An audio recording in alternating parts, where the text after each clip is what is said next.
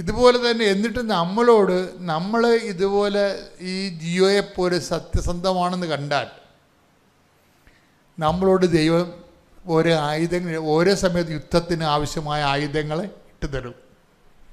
അതെല്ലാം ഈ വചനത്തിൽ എല്ലാത്തിനും ആയുധരിപ്പുണ്ട്. അപ്പോൾ ദൈവം പെറുക്കി എറിഞ്ഞു തരും. അപ്പം അത് പിടിക്കുമെന്നറിയാം. നമ്മളിങ്ങനെ ഈ വചനം കൊടുക്കുമ്പോൾ പിടിക്കണ്ടേ? പിടിക്കാൻ ഇവന് നല്ല മരുങ്ങാണ്.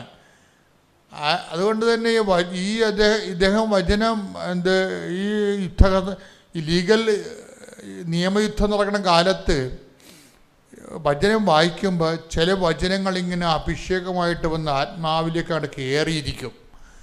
അങ്ങനൊരു വചനമാണ് ദൈവത്തിൻ്റെ തിരുസന്നിധിയിൽ ഈ സമയം ജിയോ നീ എന്ത് ചെയ്യണമെന്നറിയാവോ? എന്താണ്? ദൈവത്തിൻ്റെ തിരുസന്നിധിയിൽ താഴ്മയോടെ നിൽക്കണം. നീ ഓവർ എൻതൂസിയാസം കാണിക്കരുത്. നിൻ്റെ ഈ മിസ്റ്റേക്ക് ഇല്ലെന്ന് നിനക്കറിയാം. മിസ്റ്റേക്ക് ഇല്ലാതെ വരുമ്പോൾ നമുക്ക് എന്തുണ്ടാവും?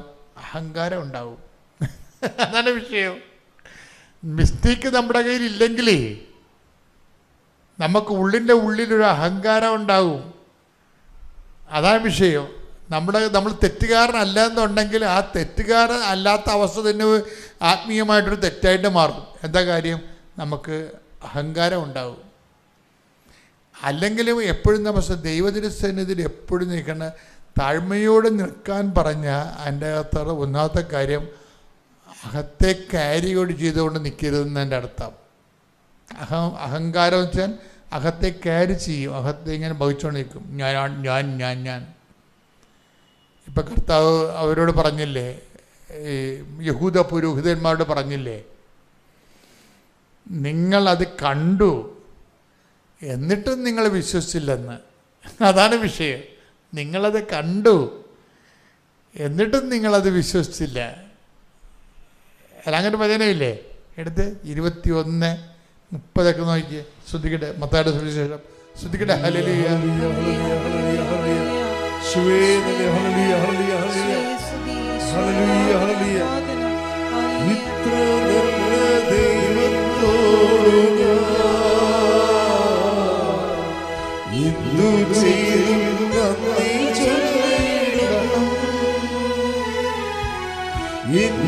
കൊച്ചു ജീവിതത്തെ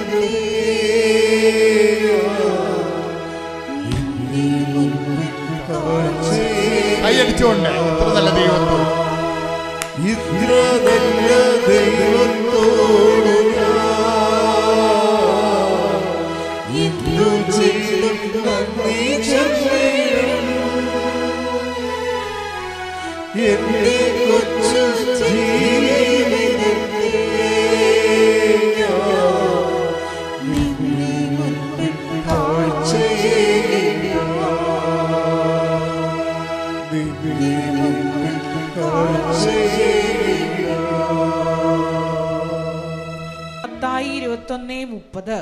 മത്തായി 21:30 അവൻ രണ്ടാമന്റെ അടുത്ത് ചെന്ന് ഇത് തന്നെ പറഞ്ഞു.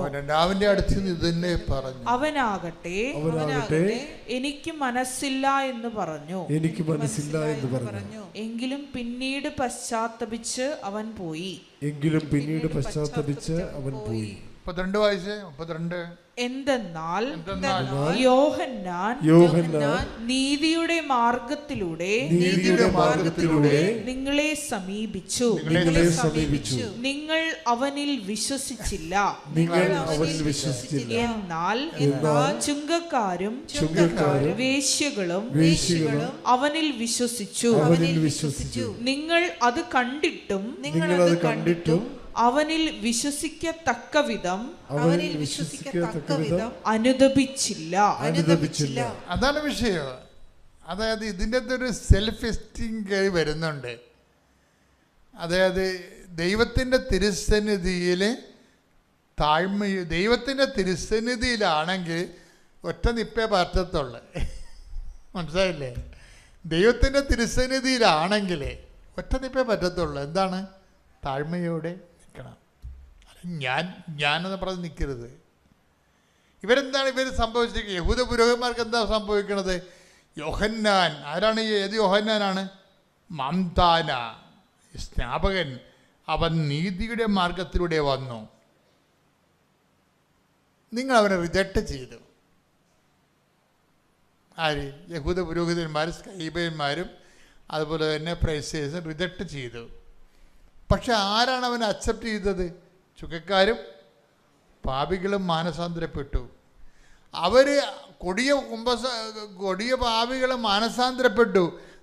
അവർ മാനസാന്തരപ്പെട്ടത് കണ്ടിട്ട് പോലും നിങ്ങൾ അവനിൽ വിശ്വസിച്ചില്ല. കാര്യം എന്താണ്? നിങ്ങൾ വലിയ കേമന്മാരാണെന്ന് പറഞ്ഞിരുന്നെന്ന വിഷയം. അവിടെ താഴ്മയില്ലല്ലോ, അവിടെ താഴ്മയില്ല. ദൈവതിരുസന്നിധിയിൽ ഒരു കേമത്വത്തിന് യാതൊരു പ്രസക്തിയുമില്ല. അത് എപ്പോഴും നമ്മൾ ശ്രദ്ധിക്കണം. ഞങ്ങൾക്ക് ഇടവേളയൊക്കെ ചെല്ലുമ്പോൾ പണ്ട് കാരിസ്മാറ്റിക് നല്ല തലമൂത്ത കാലം ഉണ്ടായിരുന്നു. അപ്പോൾ അതിൽ പോയി പങ്കെടുത്ത ആൾക്കാർ അവരോടൊക്കെ സംസാരിക്കുമ്പോൾ പട്ടാളക്കാരോട് സംസാരിക്കാൻ അവരിരിക്കും. പട്ടാളക്കാരോട് സംസാരിച്ചാൽ പട്ടാളക്കാരെന്ത് ചെയ്യുന്നറിയാമോ? മറ്റുള്ളവരെ സിവിലിയന്മാരെന്നാണ് വിളിക്കണത്. പട്ടാളക്കാരെല്ലാവരും തന്നെ കോമൺ പീപ്പിളിനെ, പബ്ലിക്കിനെ സിവിലിയൻ എന്നാണ് വിളിക്കണത്. വെച്ച് കഴിഞ്ഞാൽ നോട്ട് ട്രെയിൻഡ് പീപ്പിൾ എന്നാണ് എൻ്റെ അർത്ഥം. Not trained people. അവരെ പഠിപ്പിച്ചിരിക്കുന്നത് അങ്ങനെയാണ്. ഈ സിവിലിയൻ എന്ന് പറയുന്ന ബുദ്ധിയും ബോധം ഇല്ലാത്തതിനെ സംരക്ഷിക്കാനാണ് അവർ തോക്കെടുത്ത് ഈ അഭ്യാസം പഠിച്ചിരിക്കണമെന്നാണ്, അതാണ് നമ്മളെ പഠിപ്പിച്ചിരിക്കുന്നത്. ഇപ്പം സിവിലിയൻ എന്നാണ് പട്ടാളക്കാർ നമ്മളെ വിളിക്കുന്നത് എല്ലാവരും തന്നെ. ഇതുപോലെ ഈ കരിസ്മാറ്റിക് നവീകരണത്തിൽ വന്ന ആൾക്കാർ നാട്ടുകാരെ വിളിക്കുന്നത് ലോകത്താന്മാരെന്ന് വിളിക്കും. ഇതാണ് വിഷയം. ഈ ഒരു മനോഭാവം വർക്കൗട്ട് ചെയ്യത്തില്ല. അവിടെ വിഷയം അതാണ് പറയുന്നത്. നിങ്ങൾ ദൈവത്തിൻ്റെ തിരുസന്നിധിയിൽ ഉണ്ട്. അപ്പോൾ അതായത് ഈ മനുഷ്യന് ജസ്റ്റിഫൈ ചെയ്യാൻ 100,000 ഗ്രൗണ്ടുകളാണ്. കാര്യം ഈ ചെയ്തു കൂട്ടുന്ന പുണ്യങ്ങളെല്ലാം ക്ലെയിമിന് പറ്റണതാണ്. പക്ഷെ ക്ലെയിം ഒന്നും കാണിക്കരുതെന്നാണ് ഈശോ പറയണത് അയാളോട്. ഇപ്പോൾ ചുങ്കക്കാരനും ഫരിസേയനും പോയി പ്രാർത്ഥിക്കണില്ലേ, ഞാൻ ആഴ്ചയിൽ ഉപവസിക്കുന്നു, എല്ലാത്തിൻ്റെ ദശാംശം കൊടുക്കുന്നുണ്ട് എന്നൊക്കെ പറഞ്ഞുകൊണ്ട്. അപ്പോൾ ചുങ്കക്കാരനാകട്ടെ അകലെ നിന്നുകൊണ്ട് ദൈവത്തിൻ്റെ സ്വർഗത്തിൽ കണ്ണു ഉയർത്താൻ പോലും നിവൃത്തിയില്ലാതെ ദൈവമേ പാപിയായ എൻ്റെ മേൽ കരിയണ ക്ലെയിമില്ല. അപ്പം നമ്മൾ എന്ത് ക്ലെയിം എടുത്താലും ദൈവത്തിൻ്റെ ക്ലെയിം അല്ല. ക്ലെയിമിനെ കുറിച്ചൊരു അഹംഭാവം ചില സമയത്ത് നമുക്കുണ്ടാവും. ആധ്യാത്മിക അഹങ്കാരമാണ് സാധാരണ അഹങ്കാരത്തേക്കാൾ കൂടുതൽ. വെറുതെ ആ ക്ലെയിം അടിക്കും. ഇവർ എല്ലാ പരിപാടികളും കാണിക്കുന്നത് ക്ലെയിം ആകാൻ വേണ്ടിയാണ്. പക്ഷേ ദൈവതിരുസന്നിധി ക്ലെയിം ഒന്നും ഹോണർ ചെയ്യത്തില്ല.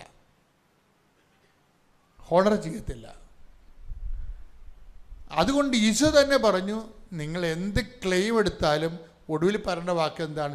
ഞങ്ങൾ പ്രയോജനരഹിതന്മാരായ ദാസന്മാരാണ്, കടമ നിർവഹിക്കുക മാത്രമേ ചെയ്തിട്ടുള്ളൂ എന്ന് പറയണം. നിലപാടുകളാണത്. ആധ്യാത്മികമായ ഒരു നിലപാട് ക്രിസ്തീയ ജീവിതത്തിൽ വളരെ സിമ്പിളാണ്. അതുകൊണ്ട് ഇവനെ ഹെൽപ്പ് ചെയ്യാൻ നേരത്ത് ദൈവം ചെയ്യണം. ഒരാളെ ദൈവം ഹെൽപ്പ് ചെയ്യുമെന്ന് കണ്ടു കഴിഞ്ഞാൽ നമുക്ക് അറിയാൻ പറ്റും. അതെന്താണ്? ദൈവം അവനെ എളിമപ്പെടുത്താൻ വേണ്ടിയുള്ള ആദ്യത്തെ ലോറി ഇറക്കും. ആദ്യത്തെ വണ്ടി വരും ഇവനെ എളിമപ്പെടുത്താൻ വേണ്ടി. ആദ്യത്തെ വണ്ടി വരും. പക്ഷെ ഇവന് പരിശുദ്ധാത്മാവ് ഉണ്ടെങ്കിലേ മനസ്സിലാകത്തുള്ളൂ. ഇവൻ വലിയ തലയിൽ എല്ലാത്തിനും പരിപ്പിച്ച് നടക്കണവനായിരിക്കും. 15 വയസ്സുള്ള അവൻ്റെ മകൻ തന്നെ കയറിയിട്ട് പപ്പ ആ പറഞ്ഞത് ശരിയല്ല കേട്ടാ. അപ്പം അമ്മ പപ്പയോട് ഇങ്ങനെ സംസാരിക്കണമെന്ന് അമ്മ ചോദിക്കും. പക്ഷേ അപ്പോഴേ അപ്പായിക്കത് ഹർട്ടാവും. അയാൾക്കത് വൈരാഗ്യമായി മാറും. തൻ്റെ കൊച്ച് തൻ്റെ മുമ്പ് വിട്ട് നിന്ന് തന്നെ എതിരെ സംസാരിച്ചല്ലോ. പക്ഷേ പരിശുദ്ധാത്മാവ് ഉണ്ടെങ്കിൽ മനസ്സിലാകും, എന്നെ വെളിമപ്പെടുത്താനുള്ള ദൈവത്തിൻ്റെ ആദ്യ നടപടി കഴിഞ്ഞു. പരിശുദ്ധാത്മാവ് ഇല്ലെന്നുണ്ടെങ്കിൽ ആ കൊച്ചിൻ്റെ തലയിൽ ഞൊട്ടിക്കൊണ്ട് അയാൾ പോവും. അതാണ് വിഷയം വേണ്ടത്. പരിശുദ്ധ അമ്മ ജീവനോടെ പ്രത്യക്ഷപ്പെട്ട ഈ അൾത്താരയിൽ കയറി നിന്നുകൊണ്ട് പ്രത്യക്ഷീകരണത്തിൻ്റെ സാക്ഷിയാകാൻ കഴിഞ്ഞതിന് അമ്മയ്ക്കും ഈശോയ്ക്കും കോടാനുകൂടി നന്ദി പറയുന്നു. എൻ്റെ പേര് സരിത വിജു. ഇത് എൻ്റെ മോള് വിസ്മയ. ഞാൻ ആലങ്ങാട്, ആലുവയ്ക്കടുത്തുള്ള ആലങ്ങാട് സെൻറ്റ് മേരീസ് ചർച്ച് ഇടവകാംഗമാണ്. ഞാൻ 2019 ഉടമ്പടി എടുത്തത്. പക്ഷേ എനിക്ക് ആ ഉടമ്പടിയിൽ തുടർന്നു പോകാൻ കഴിഞ്ഞില്ല. അങ്ങനെ ഇരിക്കുകയാണ് എൻ്റെ മോള് ജർമ്മൻ പഠിച്ച് ജർമ്മൻ എക്സാം എഴുതുകയും 4ഉം 5ഉം പ്രാവശ്യമൊക്കെ എഴുതിയിട്ടാണ് എക്സാം കിട്ടിയത്. എങ്കിലും പല ഏജൻസികളിലും കൊടുത്തെങ്കിലും സമയനഷ്ടവും സാമ്പത്തിക നഷ്ടവും അല്ലാതെ നമുക്കൊന്നും നേടാൻ കഴിഞ്ഞില്ല. അങ്ങനെ ഞാൻ ഇടയ്ക്ക് കൃപാസനത്തിൽ വരികയും അഖണ്ഡ ജപമാലയ്ക്ക് പങ്കെടുക്കുകയും ചെയ്യുമായിരുന്നു. പക്ഷേ എൻ്റെ 2019 ഉടമ്പടി മുടങ്ങിപ്പോയതുകൊണ്ട് എനിക്ക് ഉടമ്പടി എടുക്കാനായിട്ട് പേടിയായിരുന്നു. അതിനെ തുടർന്ന് ഞാൻ മോളോട് പറഞ്ഞ് അങ്ങനെ ഉടമ്പടി എടുക്കാൻ പറഞ്ഞ് മോൾ ഉടമ്പടി എടുത്തു. ഞാനും മോളും കൂടിയാണ് ഇവിടെ ക്ലാസ്സിൽ അറ്റൻഡ് ചെയ്തത്. ഉച്ച കഴിഞ്ഞായിരുന്നു ക്ലാസ്. വലിയ തിരക്കൊന്നുമില്ലാത്ത ഒരു ഇതായിരുന്നു.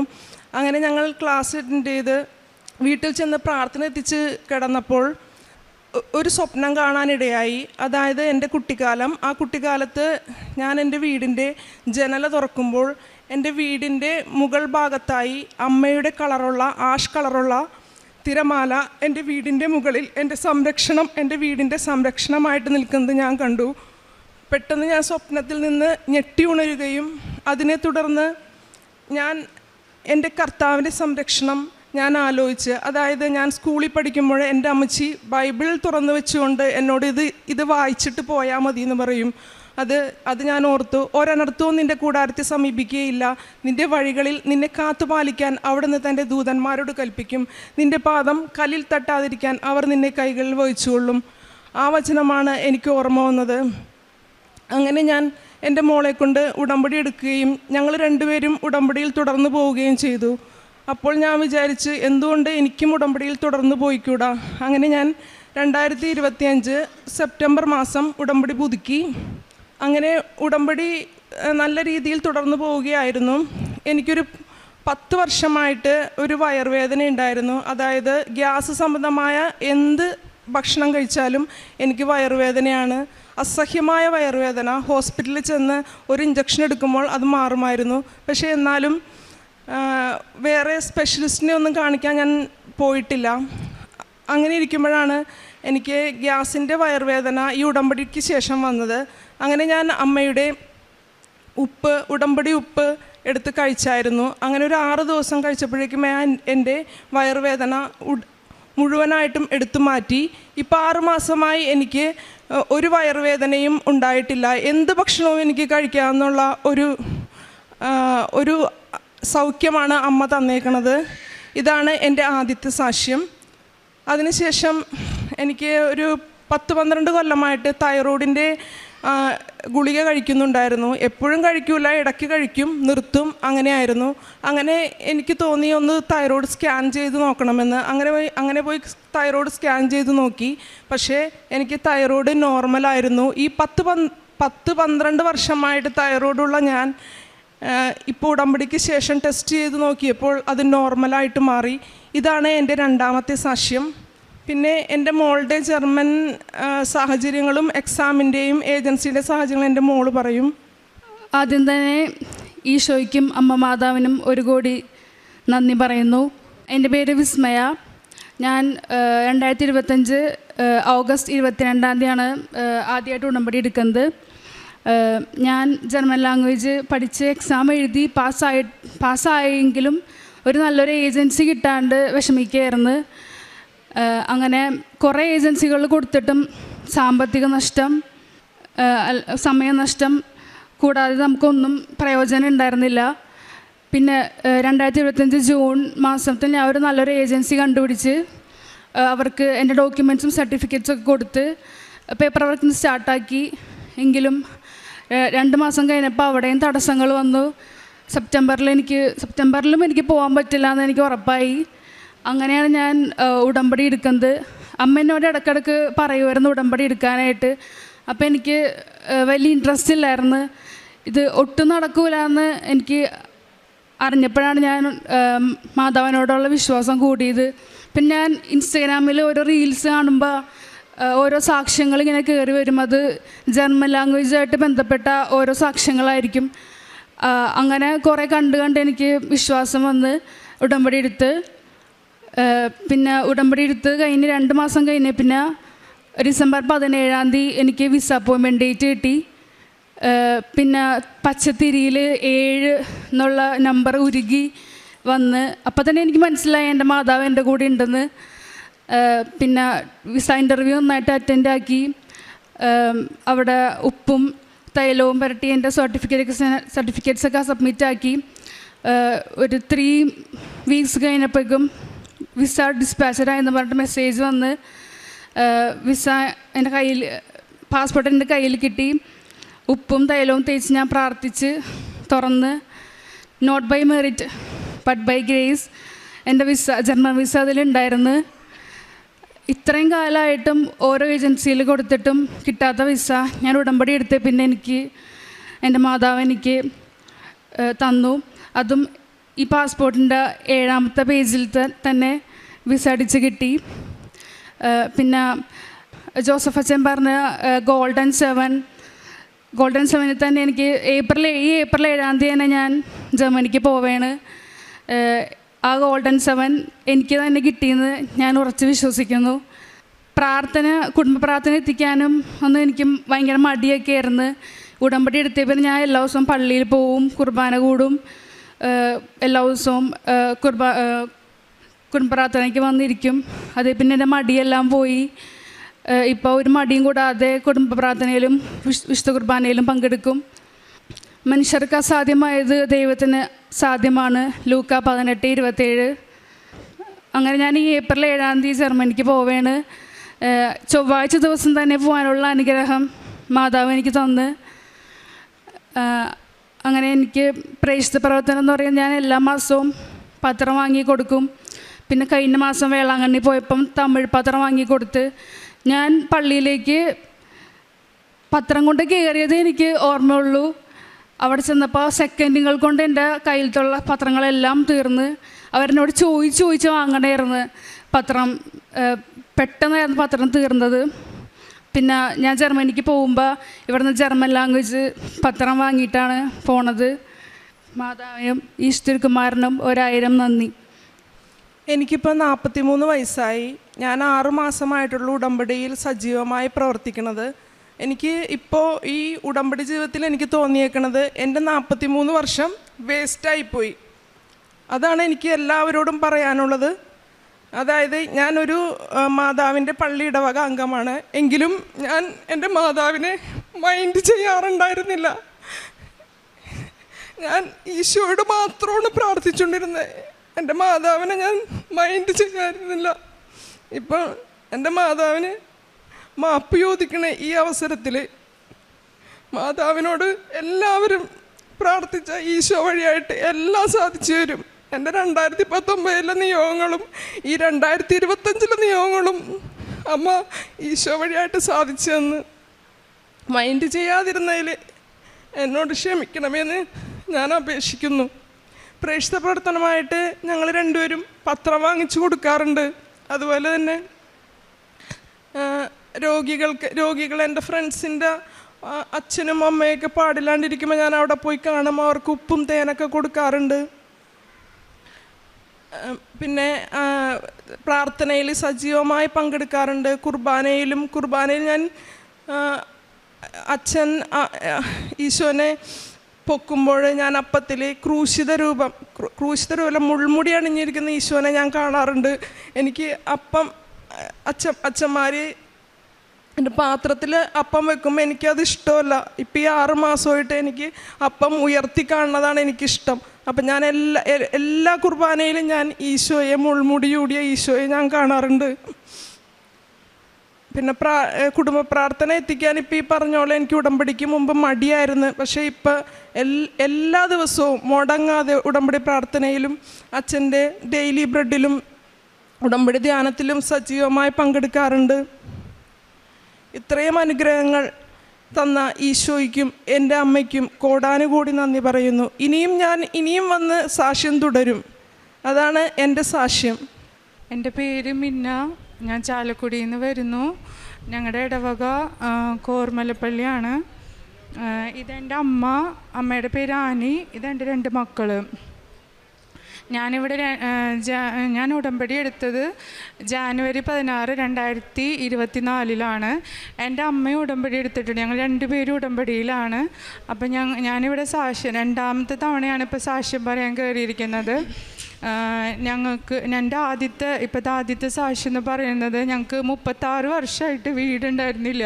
വാടകയ്ക്കാണ് ഞങ്ങൾ താമസിച്ചിരുന്നത്. ഒരുപാട് നാളായിട്ട് പ്രാർത്ഥിച്ചതും സ്വപ്നം കണ്ടതുമാണ് സ്വന്തമായിട്ടൊരു വീട് എന്നുള്ളത്. ഞാനിവിടെ വന്ന് അച്ഛനെ കണ്ട്, ജോസഫ് അച്ഛനെ കണ്ട് ഡോക്ടറിനെ അടുത്ത് കണ്ടിരുന്നു. അപ്പം ഞങ്ങളുടെ വാടക ചീട്ടിൻ്റെ കരാറിൽ അച്ഛൻ ഇവിടെ വെച്ച് കുരിശ് വെച്ച് പ്രാർത്ഥിച്ചു, മാതാവിനോടും പ്രാർത്ഥിച്ച്. അച്ഛൻ ഞങ്ങളുടെ അടുത്ത് പറഞ്ഞിരുന്നു, നിങ്ങൾ അഡ്വാൻസ് എമൗണ്ട് എത്രയാണോ കൊടുക്കാൻ ആഗ്രഹിക്കുന്നത് ആ എമൗണ്ട് നിങ്ങൾ പ്രേക്ഷിത പ്രവർത്തനത്തിനായിട്ട് കൊടുക്കണമെന്ന് അച്ഛൻ പറഞ്ഞിരുന്നു. അതുപോലെ തന്നെ അച്ഛൻ പറഞ്ഞതുപോലെ തന്നെ ഞങ്ങൾ കൊടുക്കാനായിട്ട് 5000 എമൗണ്ടാണ് അഡ്വാൻസ് കൊടുക്കാനായിട്ട് വിചാരിച്ചിരുന്നത്. ആ എമൗണ്ട് ഞങ്ങൾ പ്രേക്ഷിത പ്രവർത്തനത്തിനായിട്ട് ഞങ്ങൾ കൊടുത്തു.